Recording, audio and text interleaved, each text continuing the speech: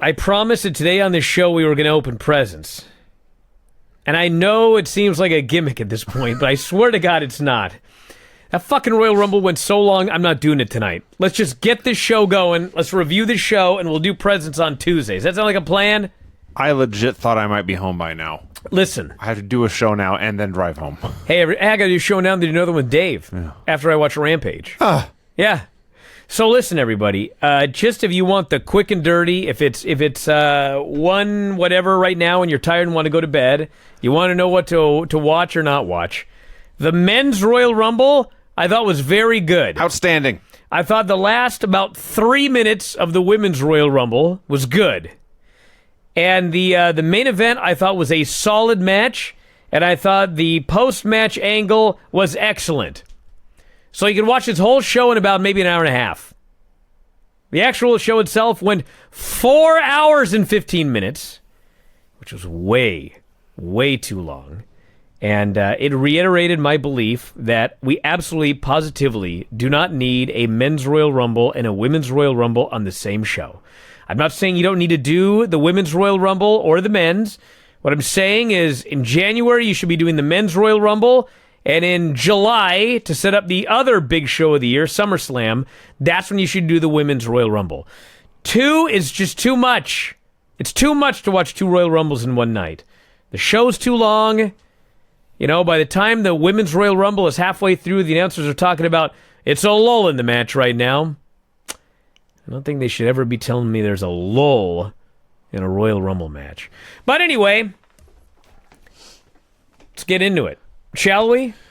We watched WWE Royal Rumble 2023, January 28th, 2023. Pat McAfee makes his return to do commentary in what appeared to be a legit surprise for both Michael Cole and Corey Graves. I've never seen Michael Cole so happy as McAfee came out, his buddy came out. Hey, can I rant about one thing real fast? That's what we're here for. Okay. I don't know if Shane's serious or not, but he does pay, so he's not like one of your usual freeloaders that just talks a bunch of shit on the internet. He goes, it's amazing you guys complain about 4-hour WWE shows, yet not a peep about AEW pay-per-views that go 5. Shane, do you watch AEW pay-per-views? Okay? Yeah, AEW pay-per-views go 4.5 hours long. Not 5, about 4.5, okay? And if you watch an AEW pay-per-view, what happens is they play music, they do a match, they play music, they do a match, they play music, they do a match, they play music, they do a match, they play music, they do a match, they end the show. There is no downtime. There is no Howdy or whoever the fuck played some fucking song in the middle of this show. Hardy. The Women's Royal Rumble ended, and it was 20 minutes before Roman Reigns began his entrance. So by the time he actually got to the ring and they rang the bell, it was 25 fucking minutes of nothing happening, okay? A 4-hour show, 4.5-hour show, with all that downtime feels excruciatingly long. When you go match, match, match, match, match, match, match, main event, it goes by so much faster. It's AEW, it's New Japan, it's UFC, it's every other fucking promotion in the world except WWE, which wastes our fucking time, and you're tired. You're tired at the end of 4.5 hours because of so much nothing happening downtime, which is what happened on this show. Now go ahead, Vinny. All right, men's Royal Rumble. I thought this match ruled. I will cut to the chase because I don't feel like going through all 30 entrances and eliminations, but Cody should. I'll try. Let's go. Gunther is 1, Sheamus is 2. This Gunther's awesome. Gunther rules, Sheamus rules. There were 2 big subplots to this one besides just the guy who eventually won. One is that Sheamus and Drew work together constantly. Well, Drew McIntyre comes in about 10 guys later, or whatever it is. But Sheamus and Drew worked together constantly. They were great friends and a great effective team. And they often were fighting against Gunther, who was a one-man warrior, even though his 2 friends were not in the match. And there was lots of Gunther versus Drew and lots of Gunther versus Sheamus. And lots of Drew and Sheamus versus the sort of people. And in the end, Drew and Sheamus were working together when Gunther threw them out like 45 minutes later. Hey, I'm glad you mentioned that, Vinny, because a couple people here tuned in late. They want to know where Mark's at. He's right here. I'm right here. Yeah. You're not your usual bombastic, nutty, crazy self You're this year. fucking over here just screaming. Yeah. at some. What, you never heard this show before? Yes, Brian. All I've right. been on this show for the last, I don't know, fucking. But 10 here's a years. question for you, Mark. Oh my god. You missed the numbers video. You told me that the numbers video was on SmackDown, Yeah. which I don't watch SmackDown, You missed the video, dude. and I'm sure I didn't miss it because I'm sure they just added a lot of ones and a lot of times, and I saw it. It was great to fast forward through it. Wow. I enjoyed that numbers video. But I bring it up because what's going to be in the numbers video next year? How many times they made a Bang Bros joke when Drew McIntyre and Sheamus were in the ring together. Anybody count? I just remember the time McAfee referred to them as the Brothers of Bang. The Brothers of Bang. I love Pat McAfee. They called him the Banger Bros for one show. And then in the daily update, Dave goes, evidently there's a porn company called Bang Bros. Oh, they wouldn't know. And I'm like, you're telling me none of these fuckers that work for WWE are aware of Bang Bros? Get the fuck out of here. So anyway, they don't call them the Bang Bros anymore. But McAfee wanted to make sure he got every fucking Bang Bro reference he could get in regarding these two guys. And Sean, what did they say afterwards? Something about, oh yeah, they were double teaming some guy. They were gang banging him. I remember that part too. Is that the part you're referring to? Oh no. Sheamus said he wasn't going Sheamus to be. afterwards. Sheamus tweeted out he was not going to be the Bang Bros anymore. That was the last appearance of the Bang Bros. That's the last appearance of the Bang Bros. Wow, after all that. That's sad. Well, they went out with a bang, didn't they? shut up, Brian. They sure did. Shut the fuck up. But I mean, they did. God damn it. So Gunther and Sheamus are in there just beating the hell out of each other as they are wont to do. Miz is number 3, and I am giddy. Yeah, what a geek. And then they stalled, but then he got in there, and what I wanted to happen really, really did happen. It was awesome. They beat the hell out of him. Kofi's in there. Gargano is in there. Let's see. Xavier Woods gets in there. He doesn't last long, but he's in there long enough to do the New Day versus New Day spot, which ends in, as Michael Cole called it, quote, a wheelbarrow butt slap. Yeah. The first time he ever called a move right, That's exactly what it was. a wheelbarrow butt slap. So Karrion Kross gets in there. McIntyre is not in yet, and for a while, Karrion Kross versus Sheamus versus Gunther is just its own little three-way hoss fight division. That's a lot of fun. And then essentially, McIntyre came in and tossed out Kross and just took his place. It was still the same three guys, but two of them were working together. And for the next 40 minutes, they just beat the tar out of each other repeatedly. It was great. We have Santos Escobar in there, Angelo Dawkins. Let's see. Brock Lesnar is 12, which of course is big news. Finally. You know what's awesome about this Brock Lesnar? Everything. Absolutely everything. Man, that guy's got the best music. And every time it hits, what was it? Here Comes the Pain? That's the name of the song, yeah. Every time that music hits, here comes the pain. Because this fucker comes out and you just know carnage is about to occur. And everybody goes crazy because it's Pavlovian, that music. They hear that music and they know they're about to see some dudes get killed. And Brock delivered. He killed some dudes. Oh, he sure did. Drew and Sheamus were waiting for him together. He killed them both. And killed everyone else. We got the... the Gunther-Lesnar stare-down, which was awesome, but they didn't do a ton until Lashley hit the ring and immediately threw out Brock Lesnar. A huge upset. Okay, Baron Corbin is number 14. Before he can even hit the ring, a very angry Brock Lesnar destroys him. We should mention, by the way, that Lesnar and Lashley are obviously doing something, but also Lesnar and Gunther. And I am hoping that we see that Lashley-Lesnar match, maybe at Elimination Chamber or something like that, because I want the WrestleMania match to be Brock Lesnar and Gunther. That sounds awesome, too. But That is the match I want to see. I got a very different impression with what they're going to do with Gunther here. What? I by the end, because Gunther threw out Drew and Sheamus together, and now Drew and Sheamus are turning each other, I am assuming they're going to do Gunther versus Drew versus Sheamus for the IC title. I'm not sure about that. I don't know. That was the impression I had. Well, you don't watch SmackDown where they're obviously feuding with the Viking Raiders. I see. Who attacked them and they voluntarily stepped out of a tournament for the tag titles. Wasn't They're so voluntarily. mad. Well, they kind of did. They walked away from the match. right? They just walked to the back. And And then Adam Pearce goes, Adam they Pearce made a vacated new match. their spot. That's what he said. He said they vacated it. All right. I don't know. So Brock is throwing a tantrum, spiking the stairs into the announce desk, and there's an elimination or two here, and you just hear from Michael Cole, I ran away, I have no idea what just happened. Which is fair. Seth Rollins is 15. Otis is 16. Otis walking down the side. We didn't mention this. They're in the Alamo Dome in San Antonio. It's a football field. There's a long-ass entrance ramp. And Otis walking down that aisle looked exactly like an actual literal bulldog. I can't believe he made it all the way to the ring. I thought he'd give up about halfway. He's an there and athlete. just be done. He's an athlete. He's an athlete with a hefty diet. Hefty diet. So I don't know what happened with Otis, but he gets in the ring, and they set everything up for him to do the worm. And it's like he got stage fright and couldn't pull it off. And so he did something else for a while, and then somebody else came in, and Otis finally hit the worm, and then was immediately thrown out.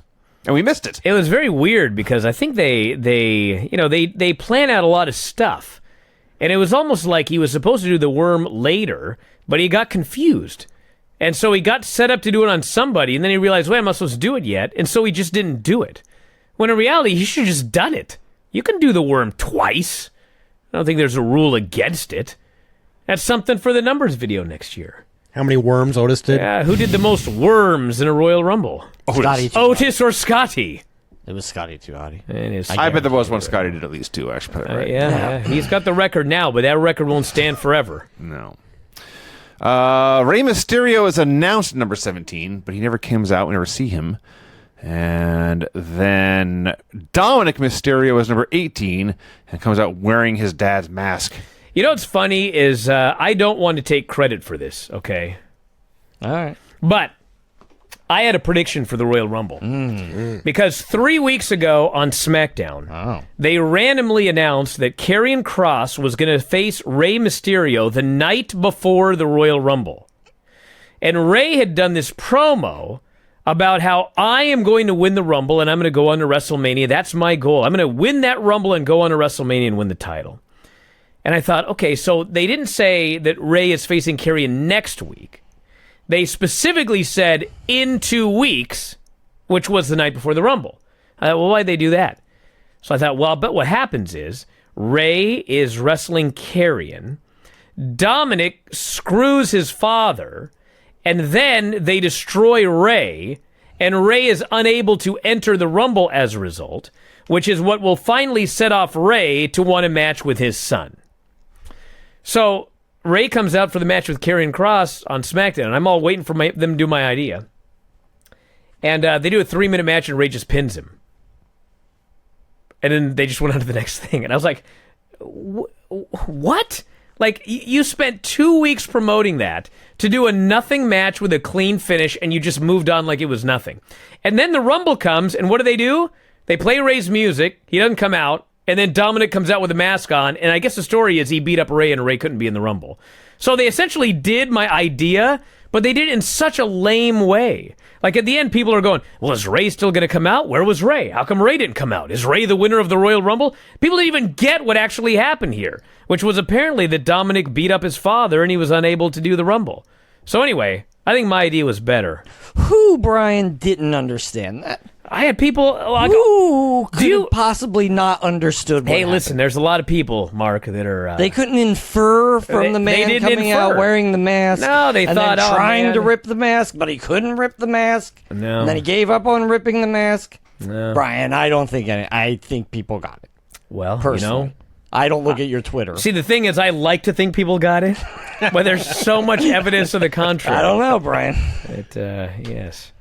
Then another idea I had that they fucked up. Boy. Elias comes out. Oh. He's number 19.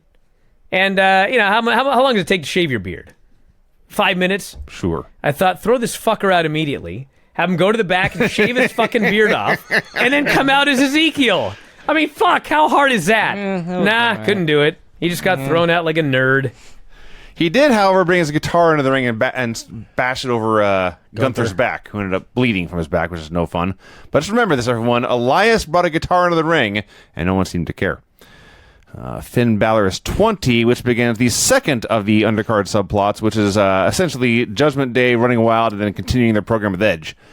because after Booker T gets in there for a cameo, physically looks great, super ass long hair. His wrestling was not as sharp as it used to be, but he could just still do the spin Rooney. He was rusty, but he pulled it all off. Yeah. Yeah. And then he immediately got thrown out. Yeah. Was done. Damian Priest is 22, so I think at that point that's the entire Judgment Day in there. Montez Ford is in there. Edge is 24, and he... There's another one for the numbers video. Who has made the most returns in the Royal Rumble? Well, it's got to be Edge. And it's funny because in the numbers video, they actually showed footage of his big return like last year. Yeah. And they just did it again. This is at least his third big return in the Rumble. Yes. He throws out Damian Priest. He throws out Finn Balor. He tries to throw out Dominic, but the other two guys interfere and pull him outside instead. So it's Edge and Finn and Priest brawling their way up the aisle. Austin Theory is 25, but he can't get to the ring because these wild men are brawling in front of him, so he just waits his turn. Rhea Ripley appears to lay out Edge, but then Beth appears to confront her, and they have a stare down, and I'm not joking. It is exactly the same clip on top of the battleship from Godzilla vs. Kong. And these two monstrous women charge at each other to attack, and Beth got the better of it there. Omos is 26. He's very tall. Yeah. He chokeslammed Gunther. We were all terrified he may actually eliminate him. He did not, thankfully. Braun Strowman is 27. His whole thing is just to be there to eliminate Omos. That's what happened. Ricochet is 28. Ricochet and Strowman are apparently a team now.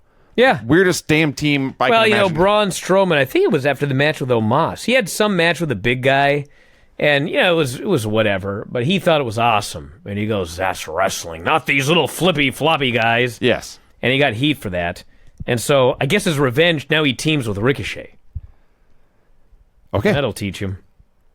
So somewhere in here, Sheamus and Drew, I think they dumped Strowman, but this is the point where Gunther dumped the two of them, and they looked at each other like it was their fault. He thought it was the other guy's fault. Logan Paul is 29. He's coming out to, I would say nuclear heat, but then I saw the way the show ended. That was nuclear heat. This is very hot heat. People of San Antonio did not like Logan Paul. And as he's walking by to get in the ring, and the eliminated Drew McIntyre stops and looks over his shoulder like, this geek is still in this match, and I am walking up this aisle. That was an awesome shot. He hits one big buckshot lariat, but then Gunther chops him down. That was a lot of fun. And finally, Cody Rhodes is in fact number 30. So he's doing some stuff with Dominic, throws him out. Everyone's hitting a big move. The camera work in this company has gotten much better. But there was a period right here where it started to get too zoomy and cutty, and I started to get a little irritated. And then everyone's down in the ring, except for Ricochet, who's standing on one apron, and Logan Paul, who is standing on the other apron. And they stare at each other, and they're calling each other out, and the crowd knows something cool is about to happen. And what finally happened was so awesome, but so incredibly stupid. It's preposterous. Like, both guys' plan was, I'll jump as high and far as I can and crash into this other guy, and then we'll both fall and die. Didn't they do this like in the Dukes of Hazzard, where like two cars came off a cliff on a jump together and smashed into each other? It sounds very Dukes of Hazzard-ish or Knight Rider-y. Yeah, Knight Rider might have been what it was. Yeah. Well, that's what happened. They both hit giant springboards. They're approximately 40 to 50 feet in the sky, and they crashed into each other hard. Oh my God. And I mean hard. And Logan hit the mat, and his head goes, ba-bam! And I thought he was done. But he came back. Now, this was incredibly stupid, but it was so cool. And the whole place is changing. This is awesome. This is awesome. And it was. Logan does roll out of the ring. We thought he was done for. Even Cole said he was done for. Said there's 4 guys, and he was still on the outside. Yes. Paul was. So out goes Braun, out goes Ricochet. So it appears we have a final 4 of Cody Rhodes, Austin Theory, Seth Rollins, and Gunther, who I'll remind you started this whole thing. Theory is very quickly dumped, which leaves Cody versus Seth versus Gunther. And they have this awesome bit where Cody and Seth really, really bad wanted to fight each other. But at the same time, they knew their only chance against Gunther was to work together. So they had to work together to take the monster Gunther out. They're fighting him for a while. But then it turns out Logan Paul never was eliminated. He returns, tosses out Seth Rollins, and Logan Paul. So that might be the Mania match. Logan Seth Paul. Rollins and Logan Paul. That was another Mania match. We kind of like, me and my Twitter followers covered like 6 different Mania matches that may have been set up by this Rumble Yep. here.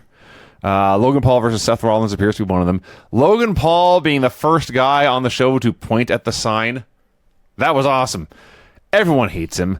And they're very happy when Cody Rhodes immediately eliminates him. And so we have a final 2 of Cody Rhodes versus Gunther. Cody, number 30 in the match. Gunther, number 1. And looking fine. He looks like he has warmed up and ready to go. They're like, man, this guy must be tired. Nope. And meanwhile, you're looking at him. He doesn't look like he's wrestled for 5 minutes. He is on 10 minutes on the treadmill. He's ready to start his workout now. Yes. And I don't know how long it went. It felt like a good 10 minutes. I mean, a good 10 minutes where this is a one-on-one battle. And you had Gunther, who has the best chops in the world, working over the pec, Yeah. formerly torn pec of Cody Rhodes. And everyone's worried he's going to tear it again. And by the end of this, actually, it was so black and blue, it looked like he had torn it again. And Cody keeps fighting back. He gets Dustin, Shattered Dreams, the kick to the balls in the corner. And they keep fighting Gunther with a big drop kick and the big power bomb and the sleeper in the apron. I thought they might do the Brody Darby spot where he's dangling by his feet. But Cody almost pulls him out. Gunther has to release the sleeper to avoid being pulled out of the ring. They're both back in. Gunther tries a power slam, but Cody falls behind. It turns into a crossroads and dumps Gunther out to win. I thought this Rumble was fantastic. I thought it was one of the best Rumbles they've ever done. It was exciting for 70-plus minutes. And everything had a purpose. There was star power throughout. And like I say, it set up like a half dozen Mania matches. This was outstanding stuff. Wow. Who was your pick, Vinny? To win? Yeah. That would have been Cody. Who was you were... No, actually, Sean had a very elaborate... I did, but I changed it after I learned. We'll get to that in a this. minute. Okay. You predicted Cody. Well, yeah, I mean, like, You had no... who didn't? You had no special predictions. No, I didn't have a dumb prediction this year. I didn't. Actually, you did, but it I was in the, I had one. women's match. Fucking forgot it. Forgot the prediction. But What? I had some sort of convoluted plan with Sami Zayn in my head the other day when I was like, just sitting around, and I was like, I gotta tell Brian about this stupid fucking plan, and I fucking forgot it. Were you here when Sean explained his plan? Yes.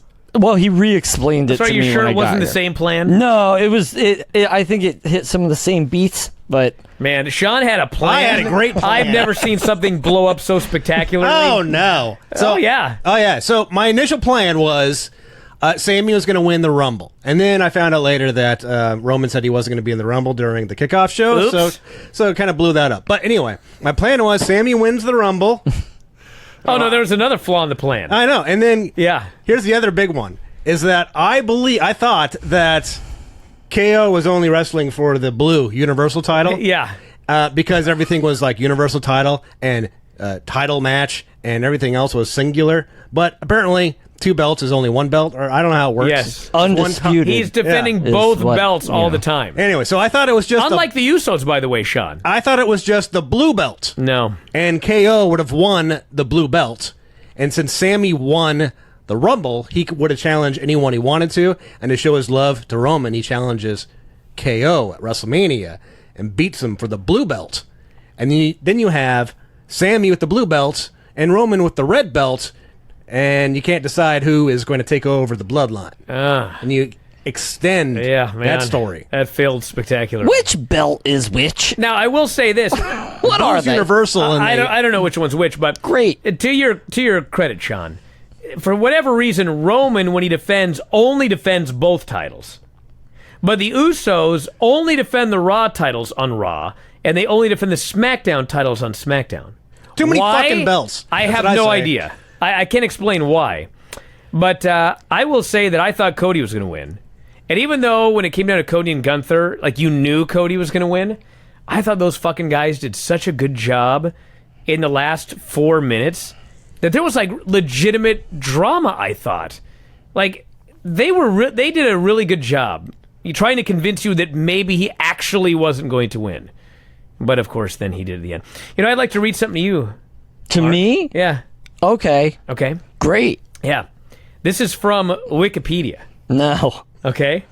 So it's factual. Yes. Okay. Start off that So one. when you read the list of people that were in the in the Royal Rumble, number 17, Rey Mysterio. There's a little 1 next to it because you go down to the footnote.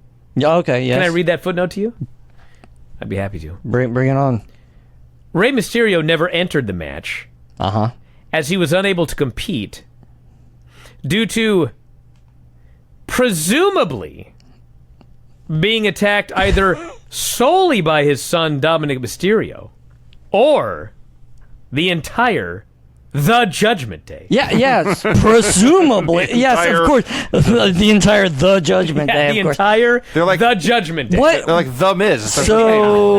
So what are you trying to... I'm just pointing out even What are you trying Wikipedia. Even Wikipedia is not sure what happened to Ray. They're not, like, They're of course they presuming- didn't show. They're presuming? Is that Yes, what you just said? they're presuming. For fuck's sake. It literally says presumably, which I means they're know presuming. any asshole could write that, Brian. You're It right. was inferred. and normally, well, never mind. Go ahead, Vinny. What's next? Oh, wait, hold on. Yes. My favorite Mania match that they set up in the men's match was Kofi versus the Rolling Chair. Because, yeah, it happened again. yeah, He did that it poor again. guy. Fucking, that's 2 years in a row. Yeah. It's And chair, then, too. you know, Well, this one made him even hurt here. Someone, I hope not, I hope not too. but somebody on my Twitter, they were like, this should be the new streak.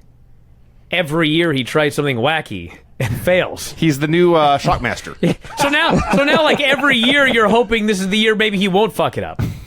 And then, eventually, You got to change things up. as man. he gets older, he'll actually try to do it. But since he's old, he'll, fuck it up most of the time. But one of the times he'll get it, and then, everyone will pop huge.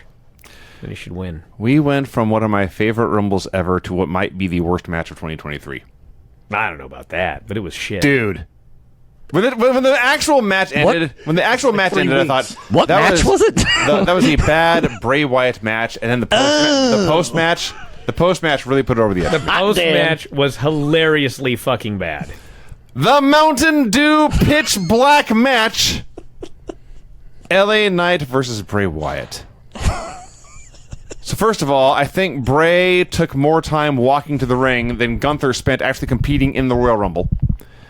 The pitch black gimmick is they turn on the black lights, and the ropes are like fluorescent green or luminescent green, whatever you call it, and LA Knight's gear glows. And Bray Wyatt had he had face paint on, you can see when he came out, but when they turn the black lights on, that's when you really saw everything in his face and his beard and his eyes and the Mountain Dew logo on his shoulder. So it's a rave. No, you know what it was? Have it It around. was, Naomi, everything about Naomi returned except Naomi. That's what it was. Well, This was her exact same entrance. but Naomi never had a match this bad. Well, no, of course not. But- And few have. No, very, very few. All right, And I'm so not even sure how bad it was because you could barely see anything. So the Like, wrestling. they did a fucking spot where somebody did something off the barricade through a table, and, like, shit flies in the air that's all glowing in the dark. Yeah. And I'm like, you guys fucking did some spot off the barricade through a table onto a fucking chair or something like that. In the dark! So they attempted to do some sort of suplex, like one guy was on the stairs, the other guy was on a barricade, and one or both fell. I'm not entirely sure. Then they go through the table. The table was stuffed with like glow-in-the-dark popcorn or something. Beanbag beans. Beanbag beans. Is that what that was? Something. They're all round. It wasn't popcorn. They were confetti or Well, no, because when the lights nerds, turned back on, they were some weird color on the ground. whatever they were. I don't know what it was. Fish bait. I don't care. Could have been. So they fuck that. Fuck the superplex up. And my last portion of notes here reads: I stopped writing things down. Period. Sucks. Period. Bray won with a Sister Abigail. Okay, now here's the bullshit. Bray has won the match. After the match, he goes to the corner and puts on a wacky mask that we can't see because it's dark. But the mask apparently makes him invulnerable to pain. Which begs the question: why not put it on before the match? That is a good question. Yeah. If you're impervious to pain, as a result Very of this hard to mask, defeat a man in a wrestling match. why do you put it on after the mask or So, the match? so. And I got a better question for you, Vinny, even though that's the obvious question. Why did he put another mask on? I don't know. Like, why? I don't know. Because it's spooky shit. He's doing spooky It's shit. lore. I mean, it is definitely lore. It's lore. So there was a kendo stick in this match. They found like a rave orange kendo stick, which you see all the time. And Lightsaber. Sure. They should have edited sound effects. That would have made it so much better. So LA Knight has the lightsaber, and he's like whacking Bray in the head with it, and you can see like bending over his head, which kendo sticks do, and it doesn't hurt him. He's impervious to pain. So now LA Knight is scared. He's scared, and so he's trying to like flee through the crowd, but he's being stalked by Bray Wyatt, and Bray Wyatt with this mask on is two things. He's like a Jason Voorhees, never runs, and then even if he wanted to run, he's still really fat. He can't run. And I'm looking at LA Knight is like ripped, man. Great shape. This guy does cardio for days. Abs everywhere. If Bray Wyatt can't if LA Knight can't outrun Bray Wyatt, he deserves whatever happened to him. Well, he couldn't outrun him, bro. He couldn't outrun him. No. So Let him do that mask. Bray Wyatt stalks him to a crash pad. There's a crash pad in the back. And he stalks him there, and LA Knight can't flee. He's helpless. Nothing fucking can do. And so Bray mandible claws him to death, lays him out on the pad, and the crash pad is apparently in like a city block because there's buildings up there. I don't know what the fuck's going on. And Uncle Howdy appears. It's fucking Uncle Howdy. And he jumps. he certainly did. He leaped off a high thing. And he missed LA Knight by a fucking mile. Clearly. And then shit blew up everywhere. And it was over. There were puppets. I laughed. There were fucking puppets. I missed the fucking puppets. They're up and on. Yeah, where Wow. he jumped from. Yeah. I laughed and laughed at this fucking stupid ass spot. And I laughed. This was absolute horseshit. And you know what? Listen, I've seen some bad WWE booking. But it has been a long time since I have outright compared anything they've done to World Championship Wrestling. But man, this fucking Bray Wyatt Uncle Howdy shit is WCW. Because, do you watch all of this? No. Okay, I've been. I'm in and out on it. On and out? Yeah. You On I'm and out. watching Raw on SmackDown, yes. Okay, so if you watch Raw and SmackDown like Sean and I, first, like Bray would return and this fucking Uncle Howdy would appear on the screen. And it was clearly Bray. Right? Then, one day, Bray and LA Knight are in the ring and Uncle Howdy comes out on the ramp. So now they tell us, well, they're not the same guy. Right? Correct me if I'm wrong, Sean. That's right. Yes. So then they did another angle where Uncle Howdy attacked and beat the shit out of Bray Wyatt. I recall that, yes. Right? Yeah. So he's his enemy. Am I wrong? Even I saw that. Okay. Yeah. All right. So then they did another show, and Bray did a promo, and he said, I am Uncle Howdy. Huh? That's what he said, right, Sean? There it is. Yes, he said, I am Uncle Howdy. He said it tonight.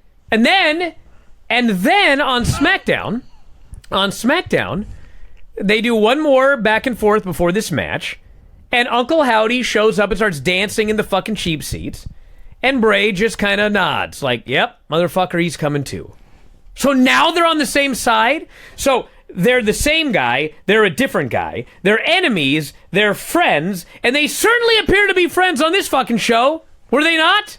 It's a mystery, Brian. You know what it is? It's bullshit. Let it It's be a fucking mystery. horrible. It's stupid. It doesn't make any sense. It's nonsensical, and it sucks. Wow. We went back and watched the entire run of Nitro, and I'm honestly not sure there was any one specific element as bad as the Uncle Howdy saga. Now, the shows as a whole were much worse, because it was 2 hours, 3 hours of this crap. But I'm not sure any one thing Nitro ever did was as bad as Uncle Howdy. I wouldn't say that, because they had that under the Warrior in the Mirror, Hulk, all that shit. But you know what? You know what does remind me of WCW? It's so fucking dumb. I laugh. I laugh at how guess. fucking dumb it is. Well, so at least it's got I'm that. glad it brings you some joy. Yeah, kind of like Thunder, which was worse than Nitro. Thunder was worse, but it was funny bad. Yes. Yeah. I feel bad for Louisiana Knight because he was really starting to like get over, I guess, on SmackDown and Raw with his like the crowd was getting along with him and loving it, and I feel bad for him. Geek of the Week. Yeah. LA Knight. You know what's funny about LA Knight, though, is he was never supposed to get over at all with his No. thing. He was just supposed to be the first geek killed, but he did everything he could to like make it work, and he did do a fantastic job. But too bad, buddy. What a depressing story. Your job Yeah. was to die at the hands of Bray Wyatt in a fucking neon light match. And I hope he doesn't become like a zombie along with the, oh my God. I hope he becomes LA Knight the has been- buzzard. Him and Alexa are going to get it on later. LA Knight has been getting essentially the same character over for like a decade now. We're working the same character over for like a decade or more. Various promotions, NXT, TNA. Finally he gets called up, and they make him the head of the model thing, and he gets free of that, and it's peaking. It's all coming together. All the work is worth it. And now he is beaten by Uncle Howdy and exploded. What do you think of this match, Mark? Now, you see, you guys have known me long enough that you know that I'm a real fan of nonsense. That's true. You You may know, like this, actually. So, like, nonsense is fine. Like, all this nonsense, like, it's like, so I have been keeping up a little bit with Bray Wyatt since he came back. You know, I talked about earlier with you, Vinny, about how angry I was when he first came back and they fucked up the light cue for when he blew out the lantern. He went back and they turned the light out Yes. before he went forward. Yes. Which is, how do you fuck that up anyway? And then, like, it just dragged on with him being like, I'm not so happy, thank you guys. And but I'm mad, but I'm a bad guy, but I'm gonna get you. And then, thank you so much. I'm gonna get you. So they did that for fucking ever. And then Uncle Howdy is wandering around and doing whatever that is. But anyway, so like, Bray Wyatt is supposed to be like a myth, like a, you know, like an Undertaker-esque mythical character. Ooh, I'm spooky. Bray Wyatt gets fired, comes back. His first match ever, and this is where my problem lies. His first match ever is a gimmick match sponsored by Mountain Dew. Like, Yeah, when it's The Undertaker got injured and went away, he never came back, and they were like, The Undertaker's coming back and doing a Faygo pineapple casket match. You know, like he's doing the Dr. Pepper Hell in a Cell. You know, that never fucking happened because that would be fucking idiotic. That would be really, really stupid. So when I saw that this was a Mountain Dew themed match, like I was like, what are they gonna like? Are they gonna drink Mountain? Like, is that they're gonna drink Mountain Dew and see who can hold the burp the longest? Like, what is this? Why are you putting this mythical, scary man in a fucking commercial? Why is this happening? So that was my main problem with all the bullshit, the fucking, you know, rave lighting with, you know, anybody, like, I mean, really anybody in the crowd who had a little stain on their pants, their date's gonna see that. That's no good. You don't want to. You don't want to see that when you're out. But you know, like otherwise, like it was a stupid match. It wasn't very good. Poor L.A. Knight. You know, I think he was the man behind L.A. Gear back in the '80s. And that's where he gets right, but I can't prove it. he gets his namesake. But yeah, it was a really stupid match. And then Uncle Howdy came out in that fucking trench coat and just yahooed right down on nothing. He sure did. He leaped. And you know what?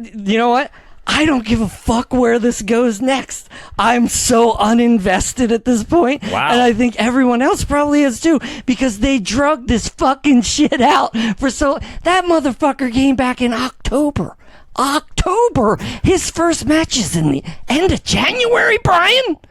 Are you fucking kidding me? Everybody's been waiting for this motherfucker to come back and do some spooky ass shit. And they wait until fucking January to put him in a soda match. A fucking soda match, Brian. Get the fuck out of here.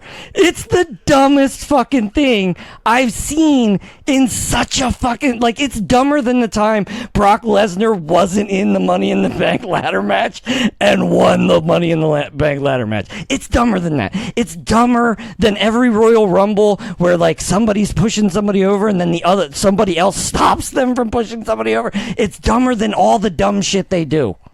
Well, my only argument is after I watched this match, I wish they had held it off longer. Like forever? Yeah. Like maybe next Royal Rumble, perhaps. Well, that leads us to another spooky match. Well, the match wasn't too spooky. The post-match was. Alexa Bliss versus Bianca Belair was... Fuck, they've been building this goddamn match up for how long? And then they go 7 minutes and Bianca just pins her with her move. There was like nothing to this match. Let me even find my review online. Which It was like they did some moves. my online Bianca review. pinned her with her finish. It was chin locks, punches, and flips. 7 minutes. I wrote here, short, boring, sloppy, and a massive improvement over what came before it. Then a spooky video played. Yeah. You know what I really want to see after this match is more Bray Wyatt shit. I really need to see Alexa going back to that gimmick again. Yes. That's going to turn this company around. Women's Royal Rumble match. Rhea Ripley's number one. And spoiler, everybody, one of the problems with having two Rumbles in the same show is you end up having the same storyline in both Rumbles. Not only that, but year after year.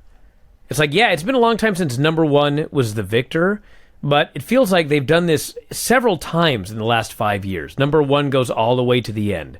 Maybe they win, maybe they don't. But literally in this match, the end of the men's Royal Rumble was number one versus number 30. Yes. And the end of this Royal Rumble was number one against what, number two? Is that what it finally came down to at the end? Who was the last one? Liv? Yeah, Liv was number two. It was one versus... yes, Liv was 2. Yeah. Is that right? I think it's Liv. Yeah. Indeed. Okay. Liv wanted to be number 1. She got number 2. And they Yeah, said so no. this is the storyline. All right. For weeks, Liv has said, I want to be number one. It was Liv, yes. Okay. And so, like, various other wrestlers have told her, like, this is a bad idea. You're small. You really don't want to be number one. And even though, if this were real, if this was real, and there was an actual Royal Rumble, and you were actually going to get a shot at the biggest show of the year for the most money you could possibly make, you don't want to be number one. You want to be number 30. And so the other women tell her this, and she slaps them. One of them was Raquel. She slapped Raquel because Raquel had the temerity to say, you really don't want to be number one. But anyway, she wants to be number one. She wants to be number one. She wants to be number one. She wants to be number one. So in storyline, what does this asshole company do? They have her be number 2. So they won't let her be number 1, which she wants. Instead, they give her number 2, which basically is number 1. It's so stupid. So anyway, she wasn't number 1, but she came out essentially first. She was one of the first 2 people in the ring to fight. And then nothing happened. No, nothing happened for like the first 15 minutes. Literally until Becky Lynch came out at number 15. There was a point in the first 10 entrants where there was so much nothing going on. Corey Graves had time to go on a rant about how he hates it in Royal Rumbles, and you see it all the time. When person A is about to eliminate person B, and somebody comes and attacks person A, which makes no sense. Why would you stop someone from being eliminated? Well, not only that, but like Royal Rumbles are exciting if there's like a good story to them. And there were some good stories in that men's Royal Rumble. But in this one, literally 30 women, probably 25 of them, the story was, oh, here's Shayna Baszler. She comes out, she beats up 5 women, and then they all start fighting. Oh, here's Bayley. She comes out, she beats up 5 women, everyone brawls. Oh, here's B-Fab. She comes out. It's like the same thing over and over and over again. The only thing was, oh, we're going to count down what surprise are we going to get? And what surprises did we get? Roxanne from NXT, the return of Natty, Zoe Stark from NXT, Asuka returning, Piper Niven is back as Piper Niven. She's no longer Dewdrop. Chelsea Green returned, which they made a big deal out of, and she was immediately eliminated in like 9 seconds. 5, record time. 5 seconds, they said. Michelle McCool, who, I swear to God, this is the storyline. She's in the crowd. She doesn't know she's going to be in the Rumble. Some asshole plays her music, and she's forced to get in the ring in her Uggs. And I'm not even making it up. That was the fucking storyline, that she didn't know. And that was it. And the return of Nia Jax. Which, by the way, speaking of blowing out that lamp, they fucking play Nia's music, and then they put her name on the screen, and then they put the clock up. Yeah. How do you fuck that up? On number 30. I don't know. Well, story of the Women's Rumble. All right, so the only other thing of note... Indy. Indy was out there at one point. But, I mean, before, like, Becky and Stars came out, Roxanne debuted. You mentioned that. In addition to going coast to coast, Rhea Ripley was also bleeding for a good portion of this match. And I think there's... no one knows what happened, but McAfee says, oh, you can see Rhea's got somebody's lipstick on her face. And Corey's like, no, she's bleeding. And McAfee is horrified. There may be blood in a professional wrestling match. So Xia Li comes out. She's number 14. Remember when Elias came in the men's Rumble and brought a guitar into the ring and started whacking dudes with it? Yeah. Xia Li comes out with a spear, which granted is more dangerous than a guitar. But she comes out with a spear. Depends on how you use it. The ref says, no, can't. No weapons in a battle royal. Can't take that. Takes your spear away. That was bullshit. It's better to have a spear shoved up your ass in a guitar. Well, and a guitar is guitar. You know, you play a guitar, you might he's going to go and play a song. So you- a spear is a literal weapon. Perhaps Eliza's going to the ring and start Maybe they Yeah, he's going to throw a hat down. He's going to can't put a play. hat on People a are going to guitar. give him dollar bills, Vinny. You know, Tegan Knox comes out. One is legitimately a weapon and the other is not. Not technically a weapon. You can't. look, we're agreeing for like the first time That is true. At ever. Tegan Knox comes out, and Michael Cole screams, "She has the shiniest wizard!" least nobody had pancakes this time. Corey Graves is appalled. What does that mean? He asks. He knows what a shining wizard is. Then he fucking buries her. Ah, He goes, "Great Muta would have something to say about that." so wow. they're talking about the history between Tegan and Dakota Kai. Was there a shiny wizard involved? He asks. And then Asuka comes in, looks awesome, throws out Tegan. Back to your shining wizard, he says. We have Piper Niven, we have Tamina, we have Chelsea Green. Zelina Vega comes out, and she's dressed as some Street Fighter character, and Michael Cole jumps right into plug mode about how she's representing this new Street Fighter game available this day with blah, blah, blah, blah, blah, blah, and E Honda, and Blanca, and Ryu, and Ken, and all the people I know because I'm old. Yeah. So we got a soda match, and then we got a video game character. and then they did the video game, like on the apron. They did a little. Nobody Hayukened or anything. but They did tried the- to, yeah. They did it. It was something. Royal Rumble, sponsored by Applebee's. Okay, we had Michelle McCool. You mentioned that. Mia Yim's new name, Michin. Am I saying that right? Yes, it means crazy Asian, I believe. All right. I don't know, but she'd probably not deny that. I don't think. Indy Hartwell is 26, and Sean, tell me about, because I'll be honest, leaving this match, I just fell asleep. I didn't know what was going on. I lost all interest. But Sean groans, and I look up at Indy Hartwell's on the floor, and I don't know how she got eliminated. So she was on the outside, and she tried to do this like high kick to kick someone in the face that was trying to push her out, and she missed by like 3 feet and just fell because of her other leg wasn't planted correctly. So she went up to kick, and then she just fell on the ground. Awesome. You know, I know that they don't like when people figure out what they're going to do, but it's actually a compliment when people figure out what you're going to do because it means you're doing something logical. You're doing something that would make sense. Yes. And, I mean, fuck, how hard would it be for Indy to get thrown outside? She gets caught by Dexter. Everybody fucking pops. He puts her back in the ring, and then, of course, she gets eliminated later or whatever.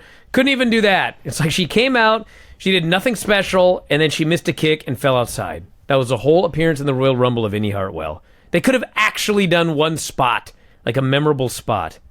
Well, they already did that spot before with Mandy Rose, R.I.P., and Otis back when they were doing their thing.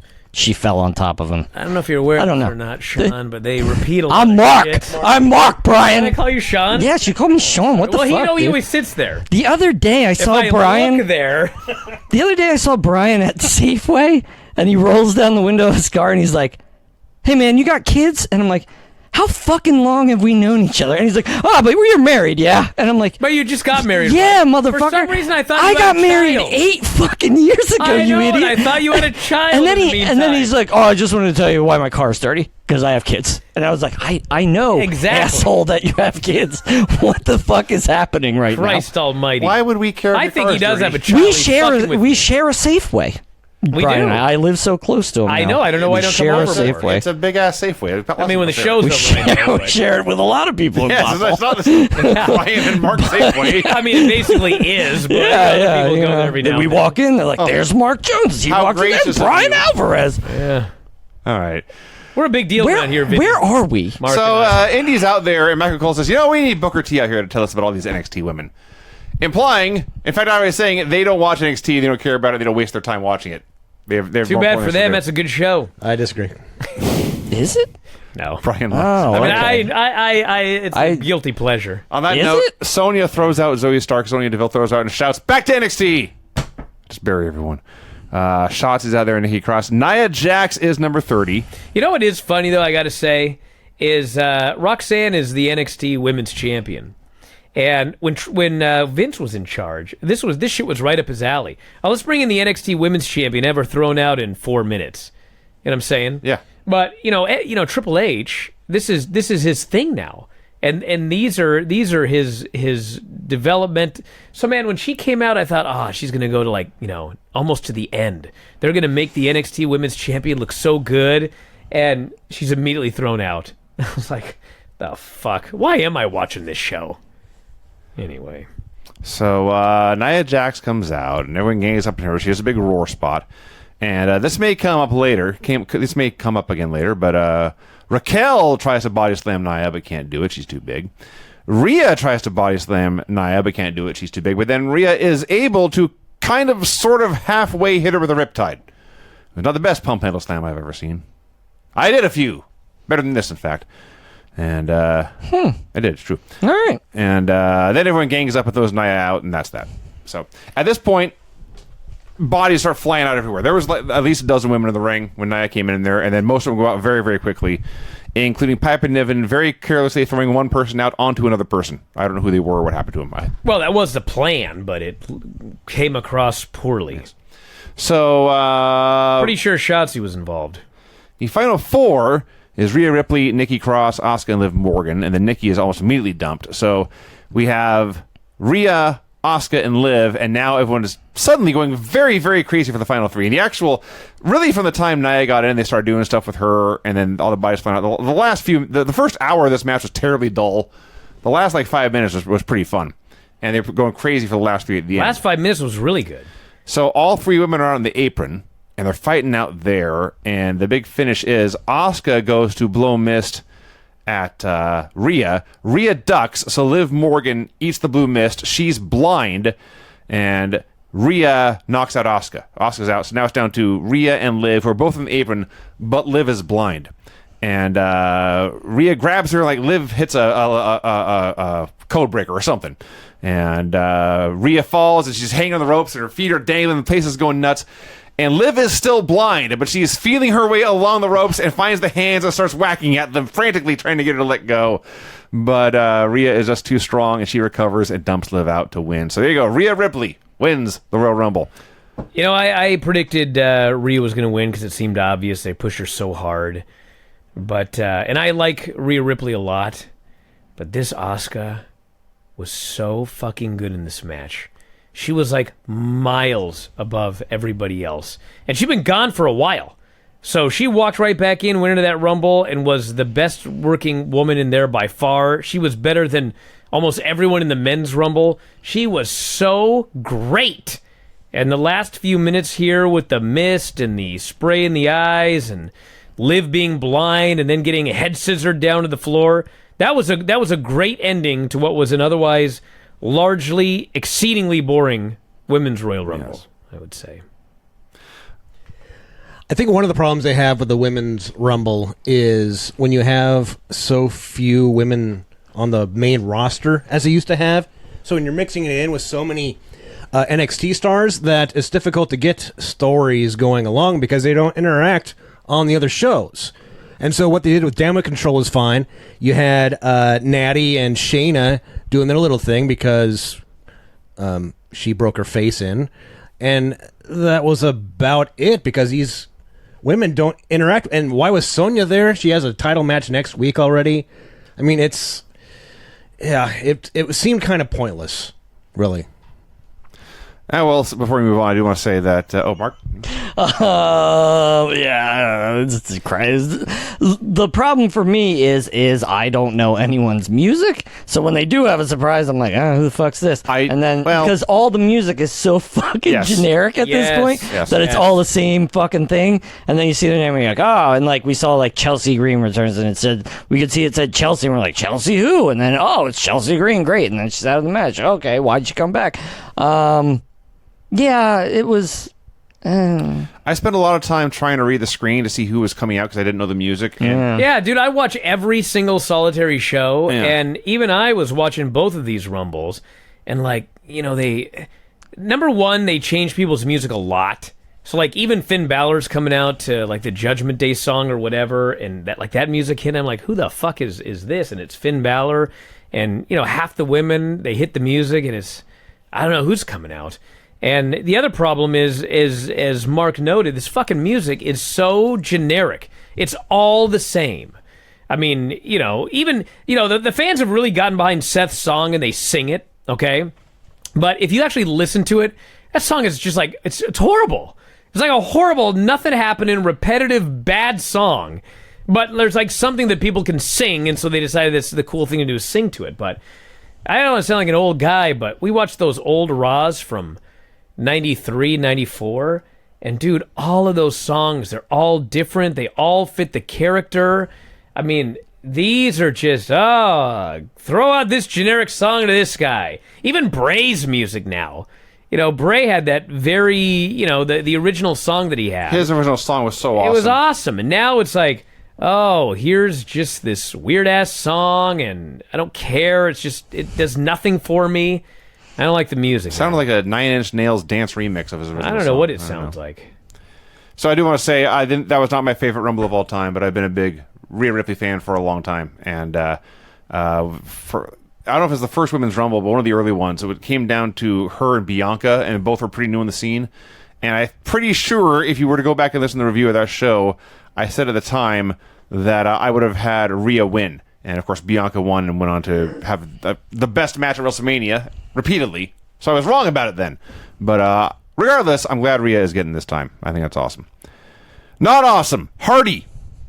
Thank God I was putting Paisley to bed, and I miss Hardy. Hardy.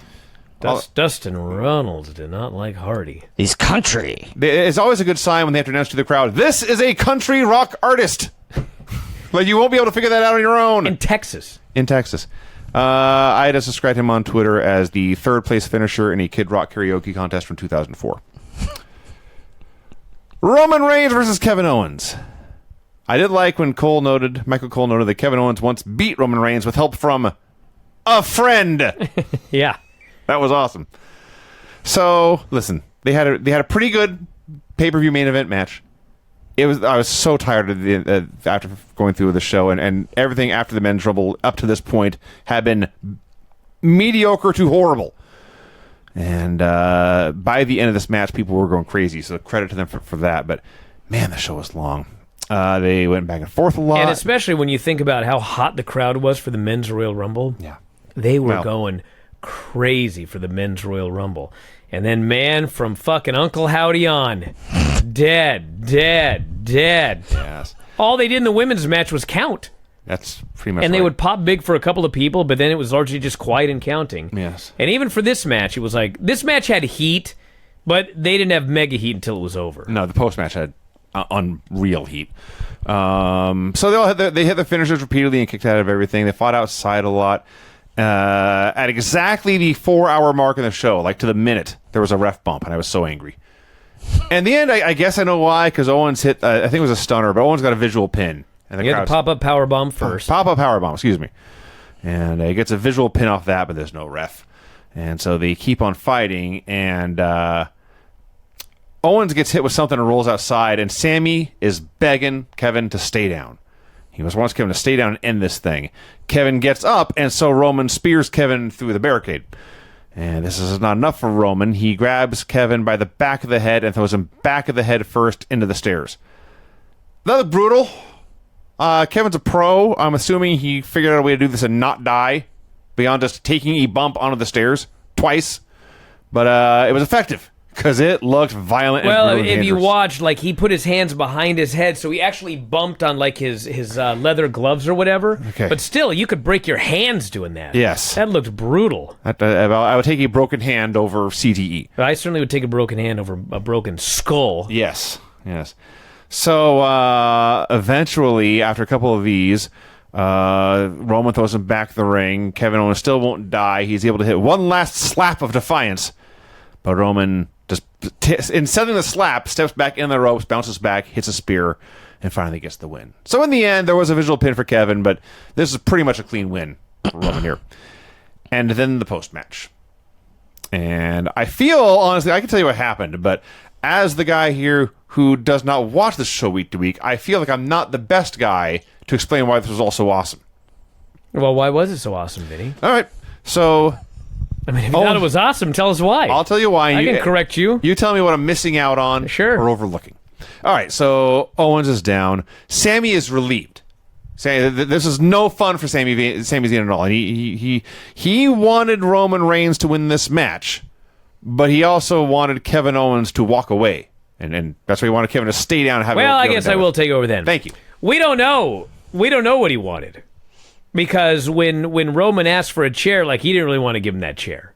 I forgot about that. And he finally did give him the chair, but he doesn't really know. He's been mistreated. Like, he wants to be a part of the bloodline, and he loved it when he felt that they respected him, but now it's clear that they don't really respect him like he thought that they did, and so he's not sure what to think here. And, he's been up and down with Kevin Owens for 20-something years, so end of the match, he's downtrodden. It's been a rough day. And so they attack Kevin Owens. They're beating him down. They get handcuffs, and they handcuff him to the ropes, and they super kick this poor guy in the face like 50 times. And, of course, the announcers do ask a good question. Where the fuck is security? Yeah. Well, the answer is they must have gone home or something. They don't give a fuck about this Kevin Owens bloke. So they super kick him and everything like that. And then Roman Reigns gets a chair. And Roman Reigns is going to just bash this dude's brains in. And you can see Sammy's like, it's too much. Like, I can't do this. And so finally, Roman's about to do it, and Sammy steps in front of him.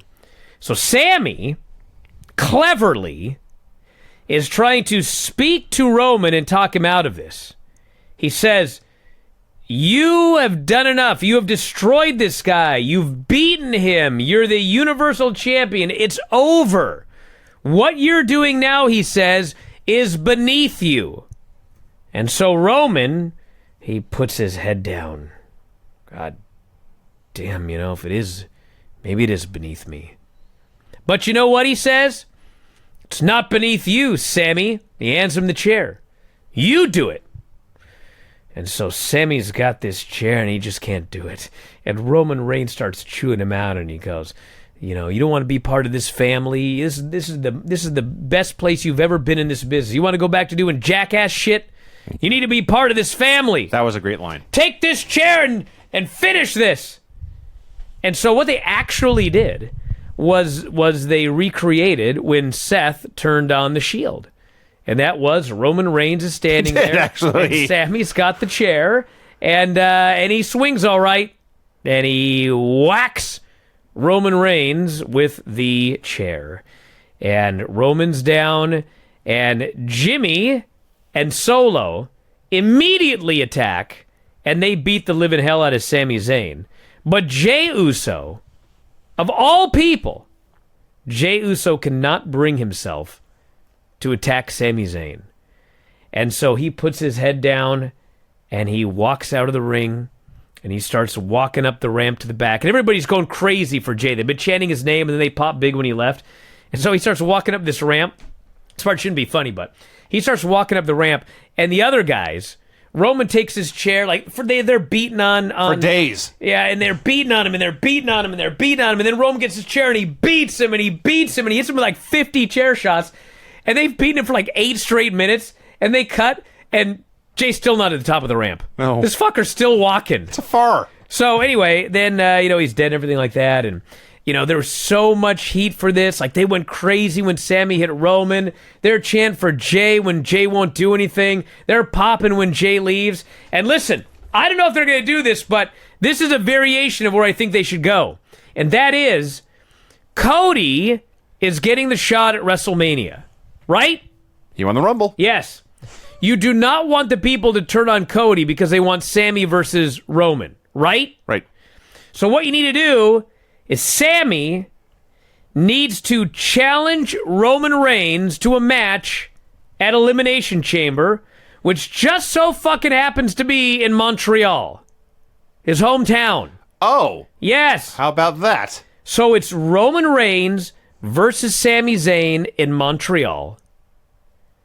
And obviously at the end of this match, Jey... Vince McMahon will say, ring the fucking bell. Jey is the one who fucks Sammy, costs him the match, he turns on him, and then all of the bloodline are destroying Sammy when Kevin Owens, who we have not seen since this moment here at the Rumble, he runs out in his fucking hometown, and he makes a save for Sami Zayn. And you shift the heat to Jey and Jimmy. So now the fans want to see Kevin and Sammy as a team beat the Usos at WrestleMania, and they're not getting mad at Cody anymore. Cody and Roman is one thing. Sammy's already had his title match. Now they want to see him win the tag titles from the Usos. I don't know if that's what they're going to do, but when Jay walked out, I thought, man, that may be what they're going to do. Because that's what you got to do if you don't want people to turn on Cody here. So anyway, I thought it was awesome. Sean, you've been watching all of it. What do you think? Well, I thought the match itself is one of those things where Roman has been champion for so goddamn long that every single match is exactly the same. Like, they build up to it, and you're really watching it, you know the competitor's not going to win. So that, like, the object of these matches is to build up the drama and make you think, like, either person is going to win. Well, Roman has been winning consistently for so long that I honestly don't care anymore. Like, Roman's going to win, but afterwards, that was fantastic. It was superb. Great storytelling. Just could not stop watching. Loved it. And the five heat, stars. those fans chanting "Fuck you, Roman." 45,000 people chanting "Fuck you, Roman." That was awesome. Which he acknowledged, too. It was Yes, he great. did. Oh yeah, he looked at the. How dare you fuckers chant this to me? When Sammy hit Roman with the chair, and I don't know, 20 seconds after that, like, you could hear like the mics are popping. It's distorted sound. I don't feel the technical term for it, but it was so loud that their microphone system was having trouble recording it and broadcasting it to you at home. It was too loud for their equipment. So it's completely insane. So there you go. That's the Royal Rumble. Listen, the first match and the main event angle were so unbelievably off the charts awesome. This show is an automatic, easy, enthusiastic 2 thumbs up. That being said, when I left my house, my computer was at 100% health. I literally just got the message, plug me in or I'm about to die. That's a show. Well, we're done, except for Mark's That show's wrap up too here. long. What do you got?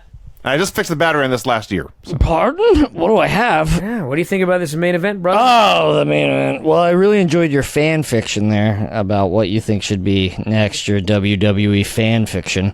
I'll remember you said should that. write. You should write it in a little marble notebook and mail it to Triple H. Excuse me, a Marvel notebook? A marble, you asshole! A marble notebook. Well, how big a geek you were. Notebook? You don't know about marble? Come on, you're Like old. there'd be Batman on the You're front old. of it? The marble they had it. You know, it's a black and it's got the white things marble on it. notebook, you Marble. bought- Come on, whatever. even I know what that is. I see. I'm looking Yeah, at it yeah, now. yeah, just yeah. heard it. Did you look it up? I looked it up. Okay, good. What was the question? Oh, did I? Yeah, it was. You know, it was a Roman Reigns match. Like the whole pay per view, really, like everything was like I didn't think Alexa Bliss was going to be Bianca Belair. I knew Rhea Ripley was going to around. I knew Cody Rhodes. Like, why did they announce Cody Rhodes beforehand? Like, why didn't they have that be a surprise and everybody would have been like, "Yeehaw, it's Cody Rhodes." But yeah, I knew Roman Reigns was going to win, and then this whole Sami Zayn thing's got to end sometime. And yeah, it was fine and fun, and it's nice to see like another person. It's kind of a Daniel Bryan kind of situation where this dude like is so good at his job that Yes. much to the chagrin of management, I assume, he's gotten himself so over. Like, I just hope that they don't just, kill him like they did with, Rusev Day when that was going on and everybody, like, loved that. They just fucking stomped it in the ground and everything. Hopefully Sammy gets his day in the sun. I think Sammy will be fine. Yeah. Everything's going to be just fine for Sami Zayn. But, yeah, it was, I mean, I love the Royal Rumble because I love surprises. And, when Triple H took over and, like, all I've been hearing, people are like, it's so much better now that Triple H is in charge. And I'm like, I just saw the same old shit, man.